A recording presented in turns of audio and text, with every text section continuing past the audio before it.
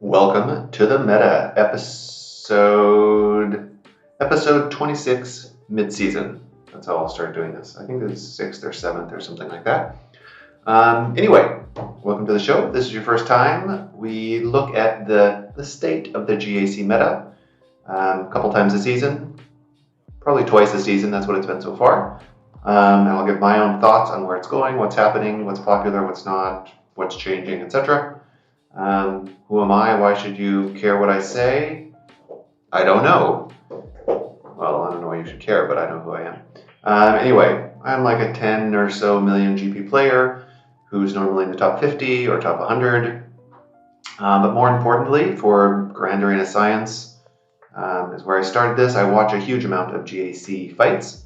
I find that very interesting for my own educational purposes and to help me do better. Anyway, I watch a ton of fights. A lot of those counters I include on the GAC Counters website. And then I decided to start talking about it here. So here we are. So where are we right now? The meta is blossoming. The meta tree is producing so many different blooms, you could say, of different styles, different possibilities, and they're changing, like they're growing and withering on the stalk sometimes in the same week or 2 weeks, sometimes corresponding with TW, more and more with TW actually. That's an interesting thing that's happening for quick changes that's happening recently, especially in terms of who's in the top 50 or 100 of Kyber 1. And some of these changes, as I'm sort of indicating, are rather fragile. They don't last very long, or they're popularized by a streamer or a website post or a YouTube video or something like that, or Discord also, usually via some popular content creators. And this fragility of the counters, where it seems really cool because somebody did it, but in reality it's easy to put in another character in that team and make the counter totally unused. It's showing an even stronger difference between the offensive and defensive playstyles, which I've talked about quite a bit. The flexibility is the important part for people who are doing really well on a regular basis. And in flexibility, I'm speaking in terms of generally playstyles. Like obviously flexibility for a particular fight is very important, but play styles, if you're offense heavy or defense heavy, adjusting that play style for your opponent or for even where you are in the, for pre-join planning, if you're tweaking mods or relicking characters higher or something like that, or gearing characters, you generally know the players you're going to be fighting. And let's say you were down in the 500s and you rank 1-3 in a row. You're now up in the 300s or something like that, or 200s even, depending on which league you're in. You're fighting a whole different tier of players, really, generally in terms of their roster, what units they have available, what teams they use, whether they're in a big guild or not, that plays a big role, or an alliance. Anyway, to have the flexibility within your play style to adjust what you keep and put on defense is extremely important with the frequency of things that are changing in the meta and the very trickiness of some of these. I don't really like off meta, like off tier counters. If you're, if a non-GL is countering a GL, or like Wampa countering Iden or something like that. Like Wampa is not on the same tier as an entire Iden team, but in terms of what Wampa is able to counter, it's definitely like a tier up. So, talking again about fragility here, as there's more, offense. In general, there's more offensive players, or players with a flexible offensive playstyle going to the top. Even more so than offense or defense necessarily, what the current meta favors is people with time, because to be aware of what counters are available and to know what counters those counters or what stops those counters is if you're playing this sort of like off-tier counter game, this is very important. And I'll talk about it a little bit later, I think, how a lot of this is coming from TW, and as guilds are picking up on these off-tier counters, many of their members, well, maybe not copy, but use similar teams. So you'll see guilds that are gaining in strength or gaining in ranking in GAC. Like with a bunch of Paw Patrol guys, and now it's Vanguard and Maw guys. It's not a coincidence that all of a sudden many of the players from the same guild are ranking higher. It's because, they found some new teams, and now everybody in that guild, not everybody, but many people in that guild are taking advantage of that knowledge and using those teams. It's an interesting thing to see. But anyway, talking about the importance of spending time and scouting and knowing which counter is what, and then what counter is that counter, is definitely where the advantage goes to now. So a good example of this is the Menage a Trois, as I wrote to myself, or Two Girls, One Beast, or something like that. You can come up with plenty of your own puns here, between Iden, Mon Mothma, and Wampa. So, before Wampa, Iden was a great, she still is a great defensive team. And there are some counters available, like Padme Bad Batch, or Bad Batch Shakti, or Beskar Mando, Bam, probably the best in terms of flexibility and banners. But still, no like guaranteed easy high banner counters. And then Wampa Omicron happened, and now you have this sort of like little mod race where you can, if you put Iden on defense for the first week or two, nobody had her modded for potency. And so Wampa sort of like stomped all over her. And then some people like either took her off defense in general, which is a smart choice, or played this like potency tenacity game where, let's put potency on Iden. And then suddenly everybody puts tenacity on their Wampa. Wampa's always going to win that race. You can't win it with Iden. There's too much of a stat advantage for Wampa. But still, some people play that little game. But at the same time, putting aside, let's assume your opponent is equally aware of counters as you are, or even more aware potentially. So they don't place Iden on defense because they know in general, they will if you don't have your Wampa modded to match their Iden, but most people, anyway, that's a whole back and forth that I'm not going to go in exactly now. But the concept is I'm looking at fragility of counters and how things tie in, specifically tied in with, or things tie into each other and related to the amount of knowledge and time you have to research this. So if you don't put Iden on defense because you don't want to play the potency game, and she's a fantastic offensive team, amazing. So if your opponent does the same thing, and you don't put Iden on, either of you don't put Iden on defense, you can't put Mon Mothma on defense. Or you can, but you can auto that with Iden teams. So then you can't put Wampa on defense, he's just an offensive character. So many people are going to keep Iden, Mothma, and Wampa all together on offense. But you're going to still face some players who just don't have the time to look at this, so they always play Mothma in the back wall. She's a great team.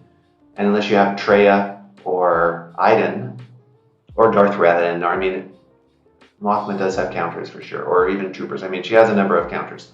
But usually playing against players of like an equal skill knowledge level, which you hope you're doing, those are the wins you want to win. Those are the battles you want to win. You end up with this little set of 3 characters that you're probably always keeping for offense. And then your own defense shifts because of that. So you have to put different characters on defense, different teams on defense. Because you have now 3 really great offensive teams. And this whole battle of what can Wampa counter is fascinating. We'll talk about it later in the character section. But you also have to think, if your opponent's doing the same thing, what are they going to shift and adjust? So just the introduction of Wampa alone, and assuming, again, players are of equal general knowledge, skill level, and equal rosters, or in terms of what teams they have available, Wampa has changed the meta so dramatically, but unless you have the knowledge and are paying attention to what's happening, somebody with the additional knowledge will gain a huge advantage. So this is where knowledge plays a great role in giving an advantage to players who are aware of what's happening. And yeah, I tried to summarize a lot of this stuff here, what I was talking about now. It's very interesting. So fragility is something I think is increasingly common in the current meta because of so many counters that are being off-tier counters that are being used, and then characters or units you can put in that will negate that off-tier, off-meta counter. So people have time to pay attention and do research or gain some advantage. But also at the same time, I talked about this a lot in the last episode, you have to be careful. You know what? I meant to play this video while I'm talking. It's a nice content creator here. His name on YouTube is Jack Laird. Some good GAC stuff recently with commentary. Anyway, I'm also going to maybe put my green screen up next time. People enjoy commenting about my fascinating background. Anyway, going back to this horticulturist theme we have going on here, be careful if you are focused on these off-tier counters that you don't go too hard for them, because they're easy to be, many of them are easy to be countered, whether this is SLKR and the JKR, JKL counter, or maybe it's, like Lord Vader. Thankfully, Lord Vader's going on offense more and more now. But anyway, some people still put him on defense. Easy to counter with SLKR, no issues, and with Fennec as well. There's some speed.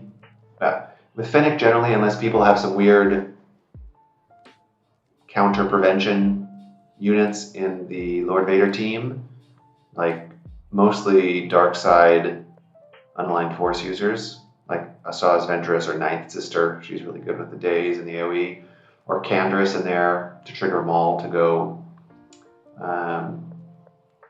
or Magma Trooper. There's a lot of interesting ways to stop the Fennec team. So people who went really hard on the Fennec team or depend on the Fennec team, when they meet somebody who's of equivalent skill, knowledge level, or ahead of them, like they aren't expecting a counter to their Fennec counter, so to say, then you're at a severe disadvantage if that is your only option. So having this flexibility in your playstyle to adjust, if you have multiple options for certain teams on defense, you're going to have a great advantage. And a lot of this comes from the amount of time you have to learn about these things. So very interesting. Just keep that in mind. Oh yeah, B28 in Executor, that's a fascinating one we'll talk about in fleets. Or TIE Fighter Pilot for Wampa. I think Kiowa was the first one that streamed or had a video showing how that worked. It was pretty neat. Anyway, awesome time if you really enjoy GAC and all the different things that can happen in this current meta. It's really, really fantastic. So let's talk a little bit now about playstyles as I'm going along. I was talking about it in the intro here.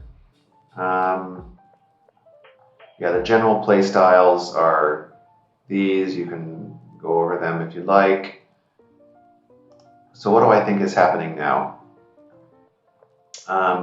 Right now, the ones that are under development are, I'm sort of summarizing what I've just been talking about, is the off-tier counters, people that depend on the off-tier counters to win their match.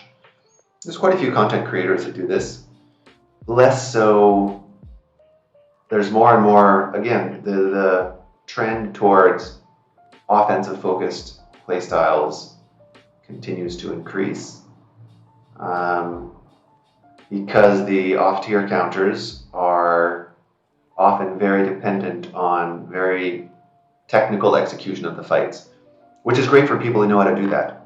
But it's complicated for people to learn, especially if they don't usually have like a guild, which goes back to the thing we're seeing frequently where guilds are sort of going in waves as the guild popularizes a certain counter or a counter to a counter. Like Bad Bat versus Ray. Fatal has been working on this for some time, and Arnold did it on his stream. And then Fatal, it's different than the technically correct version that Fatal used. That's just one popular example right now. But Starkiller versus Ray with Darth Malak in there to stop the turn meter. So either you do it with Vader or you still do it with EP Mara Jade. But then with EP Mara Jade, you have to make sure you have the second Omicron on Starkiller so you can kill JTR at the end with her evade stacking. Although she's not going to evade stack as much if you have a Darth Malak in there to stop the turn meter gain. Anyway, very technical type of details depending on which units are placed in there to stop certain counters or slow down certain counters. Again, Wampa versus Dash is an interesting one. The AI is very interesting when it comes to single units and AoE abilities. We'll talk about that a little bit later. And the fragility of your strategy if your opponent's one step ahead. This is, again, the theme, obviously, to this season, this episode, this show, is be careful going all in or putting all of your eggs, putting all of your flowers in one flower basket or something. Because if that one doesn't work for whatever reason, because somebody does something you don't expect, you have a much more difficult time recovering. So flexibility is definitely the theme. Players who take advantage of their knowledge to be able to have multiple options for offense are getting a huge advantage against skilled players who are putting strange things on defense. There's still plenty of players who don't put strange things on defense, so players who just execute the known counters very well technically. Nothing wrong with that. You're going to be in high in your league regardless. But this whole interplay between more and more counters to counters and players who have the advantage of time to embrace the flexibility is very interesting to see in the top levels of Kyber 1 and other leagues as well. But you see it a lot in Kyber 1 because that's the easiest to watch on their GAC histories and stuff like that. Yeah, so this is what I was talking about, the different guilds becoming more representative of the top of Kyber as those guilds discover new counters and counters to counters and use those, and many people in the same guild use similar teams, not always the same teams, of course, but there's a big advantage to that guild-wide knowledge, which actually gives even more advantage to offensive-focused players because the TW teams are usually about one-shotting, not about banners. That's something to keep in mind. So don't be afraid, like when you're going up against players like that, you still have the potential to beat them because many of them focus just on the wins versus the banners. So if you're an offensive focused player who is focused on both wins and banners, you have an advantage. Yeah, fascinating that back and forth. So there's also a playstyle in development called Fleet.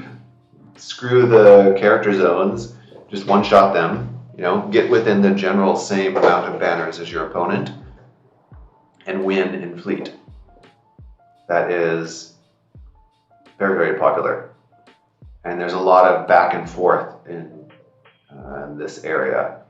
As people build their fleets, most players don't have a well-developed set of ships for every fleet, so this changes a lot their options.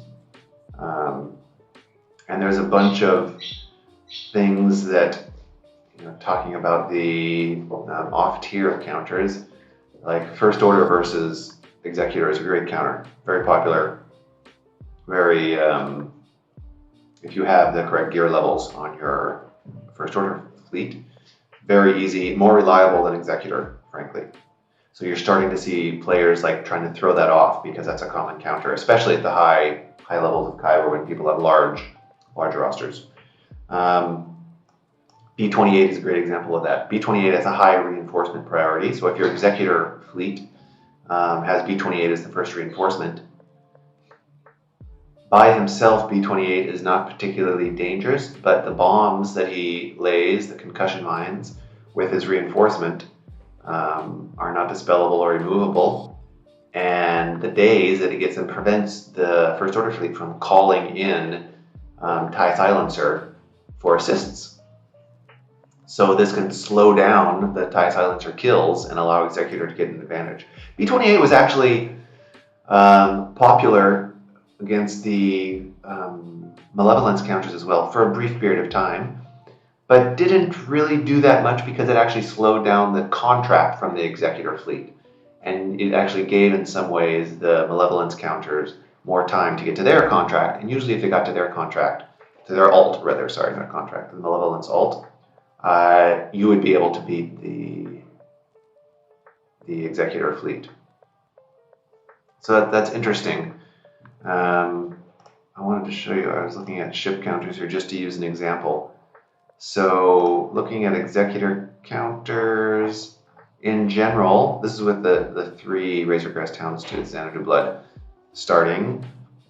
Obviously other Executors are the easiest, but when you start looking at First Order, so here we have looking at First Order Finalizer as the counters. This is with the regular setup, 2 other bounty hunters, about 50% win rate. Obviously this goes up once you start, if you could separate by gear, which you can't do in GG currently. I think you're looking at it in the future. And the GA Buddy will have all of that built in, so everything is by gear. Anyway, so looking at it here, it's about 50%. If you could sort by pilot relic level, by gear level, you would see, and obviously by star level, if your echelon is 7 stars, it's a huge change over the 5-star version. I think it oftentimes survives more. But this is a super reliable 2-shot option, even at 5 stars. But then if you look at it with B28 in the, this is Executors against with Malevolence here with the starting lineup. So it's like 20% better than, 15 to 20% better than Malevolence. But if you look at it with B28 in the reinforcements, it makes the Malevolence quite a bit easier, and it makes First Order, see, this is where it gets a little more tricky. Like, in some ways, it makes First Order not change, but there's so few counters it's hard to tell. And in other ways, you see here, once they adjust, if they're expecting the B28, if they have in the Jedi Counselor Starfighter, it goes to 100% for those 3 particular fights. So the problem is more around the volume of fights that we've seen so far in the first 2 weeks of the season, because this is a relatively new thing versus the First Order fleet. But it's very interesting to see how this is developing, this anti-First Order options for the Executor on defense, because it's very, very common now to put Executor back on defense if you have First Order as an option to kill other Executors. Be curious to see what else happens there. Just talking about it in Discord today, actually Plo, you can put in Plo on your Executor fleet to come in and do a force taunt and heal everybody. But then what do you do with your Negotiator fleet? Most Negotiator fleet depend on Plo. So this is something that's more common in TW, but oftentimes doesn't translate well to GAC because you need 30%, well, 41%, no, 50%. Yes, I can do math. You need 50% more fleets in GAC versus TW, like each player does generally. That's fascinating. And something that a lot of people are missing out on, I think, is when they're setting up their offensive, defensive choices in fleet, paying attention to the average banners that each fleet takes. Because, in my opinion, people are frequently playing fleet-like character where they put a strong defense and they're sort of expecting to two-shot, or for both people to fail. In the character zones, you have a huge amount of teams to play around with. Yeah, depending on the teams you're fighting against, you really don't have that many, but you can still, chip away, one here, one there. There's lots of solo GL cleanup options. You don't have that in Fleet. You only have 8 capital ships, and usually really effectively 7, like 3 good ones on offense, 3 good ones on defense, and then 1 extra good one, Radis or something like that, for cleanup.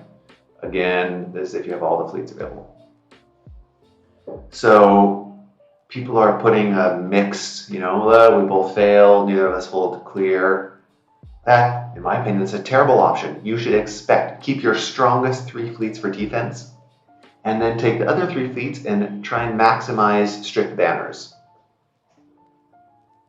Or take 3 fleets that are flexible on offense and can kill 3 other fleets, any 3 other fleets, and then make your opponent try and do the banner or stripping game, but they sort of have to do the exact same playstyle as you if they want to stand a chance. Like an example, I'll use my own personal strategy currently. You could put Executor, Negotiator, and Malevolence on defense. Like if you do First Order, Rebels, Empire, and Raditz Cleanup. Those 4 fleets can kill any combination of defensive fleets, can one-shot any combination of defensive fleets, assuming your Rebels are high relic, assuming your FO fleet is set up to take on Executor fleets, assuming you know how to deal with B-28 as a reinforcement or PLO or something like that, some weird things that might come into play. But try, I think when people are developing their fleets, they're not looking at it as a totally separate meta that far, far, far favors the strong offensive choices, the one-shot offensive choices, I mean. And they're looking at just like Fleet, like, I'll play some sort of mixed defense and see if I can do better than my opponent. You don't have the ability to clean up in fleets. I mean, you do, but you have one option, that's all. So there's a huge advantage to making sure you keep your 3 most flexible and strongest offensive choices in fleets, in my opinion.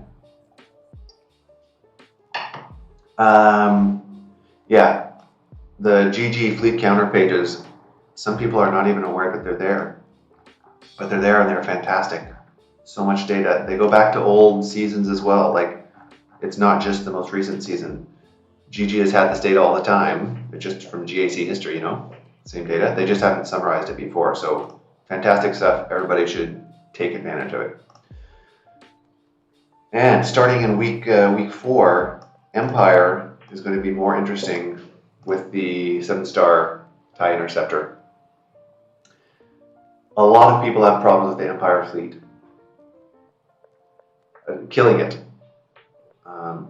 My personal opinion is that the Empire fleet with TIE Interceptor is pretty easy to kill, either with Negotiator. I think that's not actually the best counter. I think Rebels or Amir is the best counter for the TIE Interceptor fleet. Because you can always gain a TM advantage using Executress and or TIE Fighter Pilot. TIE Fighter, Imperial TIE Fighter Pilot is the pilot. Great character, more and more valuable these days. But anyway, mirroring is pretty easy, and with Rebels using the U-Wings starting is also pretty easy with very little RNG against most lineups. So people are still learning that, they're learning how to play it. Most people don't even check GG counter information, which I really don't understand that. There's videos on the Grand Arena Science webpage, there's videos of, not all, but the vast majority of the fights. There's been a huge amount added since we introduced, or since CG introduced the new GAC format. So mark my words, Empire is going to move to offense primarily because it's so flexible in GAC. I think in TW it's going to be a defensive fleet for quite a while, just because by law of averages, half the people in most guilds don't have time to do research themselves. They're just going to follow the orders. So many orders are not great because most of the officers also have limited time, and that rolls over into GAC, and it's easy to outplay people who are just following their guild orders most of the time. Anyway, fascinating. In week 4, we're going to start to see this now that many people have 7-star TIE Interceptor. So let's start looking at some teams. What's going on in teams? Yeah, I don't like off meta because there's like all of the good counters are off meta, so I'm going to call them off tier. Pedantically, I appreciate that more, and I like pedantics and semantics and horticulturalists. So the Fennec counters are very interesting, as I was mentioning earlier, like having an Asajj or a Magma Trooper or Canderous, the dark side unalliance force users that get speed up from Lord Vader's lead. Many of these can mess with the Fennec counter. So if you depend on Fennec counter to kill Lord Vader, you shouldn't. Or make sure you put BAM in there and make sure you know how to play it. If there's a couple of unaligned force users on the other side, especially ones that inflict ability block.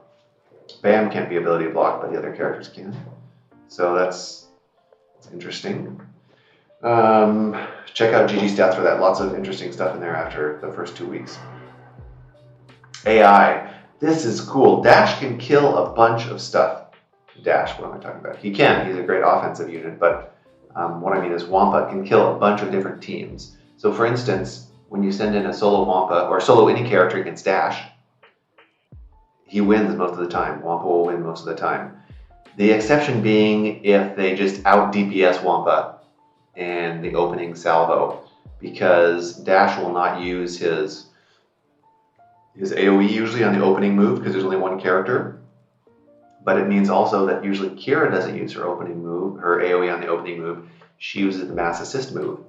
And if you have a bunch of assisting characters, like young Han Solo primarily, who's assisting with everybody, since everybody's prepared under the Dash lead,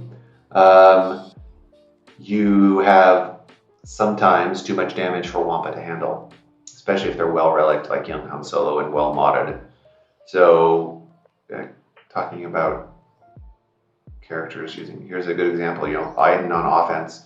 Why do people like Mothma on defense if your opponent oftentimes keeps Wampa? Keeps Iden, makes no sense. But anyway, Wampa especially you're discovering a lot of interesting uses for him because of stupid AI. And because he's crazy strong. You need Darth Malak team or Darth Revan team without Malak. Wampa food. HK poses a bit of problem against Wampa because if he lands Tenacity down at the right time, then you get ability block from Fallen Bastilla or Darth Talon or something like that. Wampa can fall apart, but still pretty good success rate. Another character getting more and more popular, Shaak Ti. She's in the JML versus Vader teams, which has been around for a while. She's useful there. This is more a TW thing, like leading the Bad Batch. Non-TW, GAC, is putting her with the Bad Batch as a secondary character. Like Hunter still lead. Amazing against like Mon Mothma. Some good options against Iden. She's used in a lot of different places. Very, very powerful, useful character. I've even seen Shaak Ti clones coming back a little bit. Shaak Ti Cabo first clones. That's curious. That's something more usually on lower tiers, but surprisingly good even on Kyber 1. And Watt, yeah, my goodness. So for people who still face Lord Vader on defense, Watt and SLKR is a great counter. C and SLKR against Rey or other units. Watt with the troopers against Starkiller teams is fantastic. Watt's basic, only his basic. And you can beat the fastest. I mean, assuming your Piet has equal speed mods to Iden, you will beat the fastest. Equal speed mods to Mara Jade. You will beat the fastest Mara Jade characters with Watt in the team. You can kill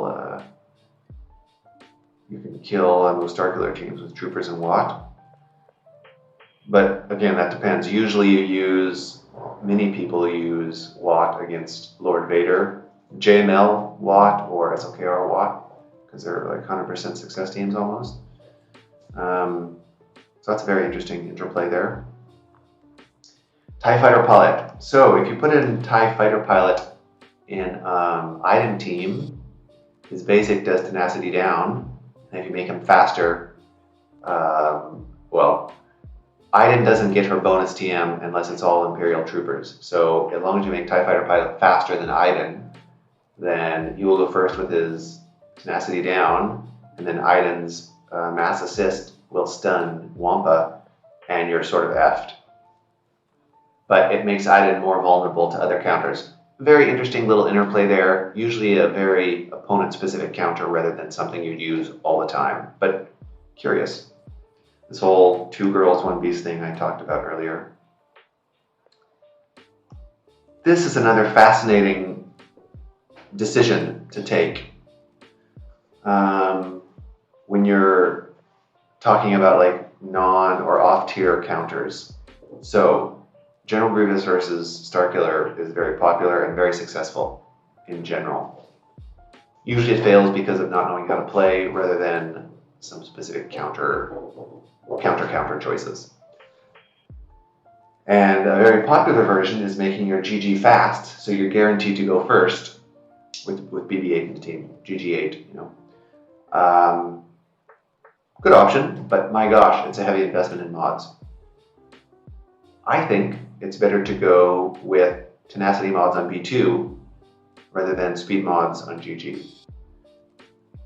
And let me explain why I think that. So, you do have a bit of RNG involved because you're assuming that B2 will take a turn after Mara Jade's first move. It helps, by the way, to have tenacity on IG-100 as well, but many people don't like going that route, even though a combination of IG-100 and B2 tenacity is magnificent and I highly recommend it. Let's just assume you have tenacity on B2. B2 is going to sort of win this race. And why is it important? Because the main reason you're going to lose... Anyway, Mara Jade uses her first move, the tenacity down. Stun tenacity down is her first move. Tenacity down can't be evaded, or it could be evaded, technically. It can be evaded, yes, but it can't be resisted. Tenacity down cannot be resisted. So it's going to land on B2. However, B2 has because it's 4 other team members that are getting hit, he's almost certain to take his turn. Tenacity down only lasts for 1 turn, so he'll take a turn in between Mara Jade's first special and her second special, which inflicts the stagger or shock. Stagger and shock. So it's important that he actually resists the stagger and shock, because oftentimes after that move, which he could indeed take 1 or 2 moves after that, Emperor Palpatine might stun, and if shock is active on him, stun's going to land, guaranteed to land. So let's talk about this comparison between whether you go for speed on GG or whether you build tenacity on B2.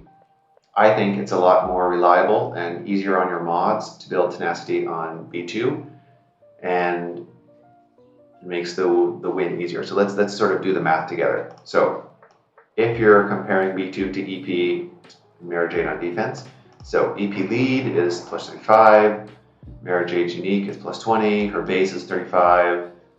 Let's assume it's going to be a potency cross, like most good players will have that. And let's assume like the most amazing player is going to have at least speed plus a potency set. So that's going to be 135 potency, and maybe some secondaries in there, but rare to have good secondaries on Mara Jade because most players go for high speed. So 135. B2 tenacity is 68. A cross will give him 30, 3 sets at 60, so he's going to be about 160. He's ahead already by 25 points. Usually it's more like 30 or 40 points ahead, because it's easier to find good tenacity secondaries on slow tenacity mods. You don't give a shit about B2 speed. He takes so many turns, especially when he's not dazed or stunned or has shock on him. which is even more important to have tenacity on him. So it's easy to find slow mods with good tenacity secondaries in general. And to get really, really fast Mara Jades, most players do not actually have a potency 2-piece on their Mara Jade just because of mod availability. And a lot of those players are also shifting their potency to item, which I think is a poor choice, but it's popular, so many players do it. So you're ending up leading more around 50, 60 points ahead, which is more than 50-60% chance. So to get both stagger and shock on you is very rare if you mod your B2 like this. So the chance of you succeeding in this counter without investing in the heavy speed on GG, I think is quite high. So that's the route I choose to take because it's easier on mods and easier on mods. And you're not always going to use your GG to counter circular. Like if somebody sees that you modded your GG that way, they're probably, well, hopefully they're going to pay attention, check like the 5-10 characters that matter in most matchups, and then don't place their circular on defense because you have a good counter, just like the Iden Wampa potency check. Very interesting. But something to keep in mind for these counters, like it helps to spend 5 minutes and do the math and figure out which makes most sense for your roster and your mods. So, my goodness, we're 41 minutes already. I do love to talk. What's in the future? New ships are coming for sure. Whether it's a new capital ship or new like regular ships or both. I hope both. Personally, I hope more for regular ships.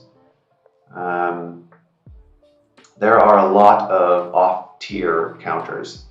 There's always new counters discovered. And this I think you see if you troll or look through GAC history, which is fascinating, or just the stats for different counters week to week, or season to season, I guess, more often. Going about ships a little bit, it'll be interesting to see what happens around May 4th. You know, that's a big Star Wars holiday. May that 4th be with you. And so it's very likely we'll have some news. Well, we're due to have a new Conquest character announced somewhat soon. Maybe it's the Grand Inquisitor. Actually, they've announced the Grand Inquisitor. I don't recall if they announced his delivery. There's going to be a special event for him, I think. So probably not in Conquest yet.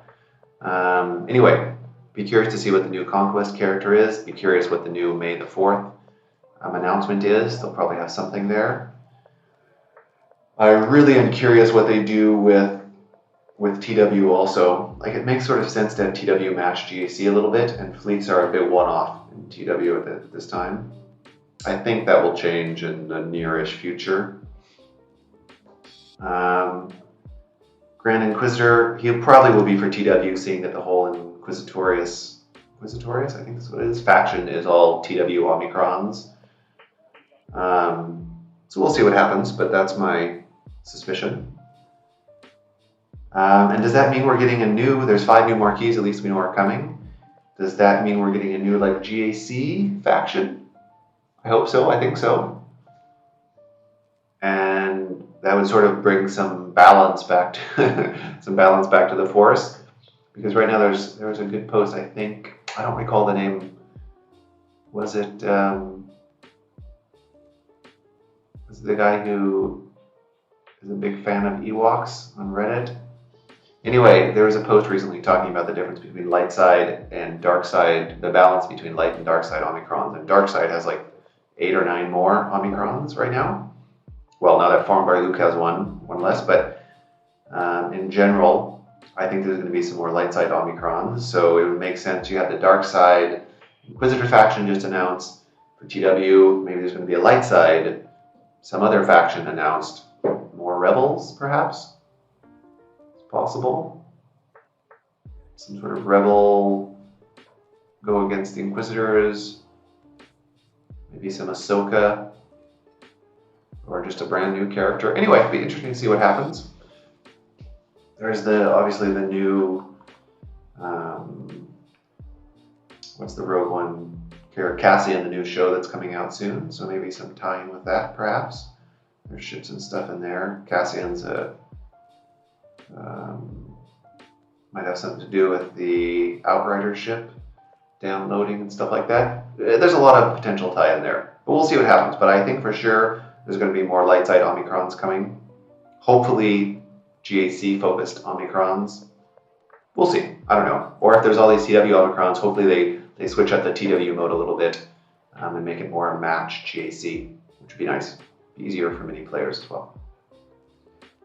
Anyway, that's my thoughts for this half of the season. I'd love to hear any thoughts that you have, any questions, anything that I got wrong, or you have a different opinion in here. Please comment in the comments of the video or join Discord and tell me. I'd love to discuss. I love being wrong so I can learn something. I think it's the best way to learn something. That's how the importance of making mistakes and talking to other people. So, hope you found that helpful. I hope you're enjoying your GAC. And good luck for the rest of the season. Cheers.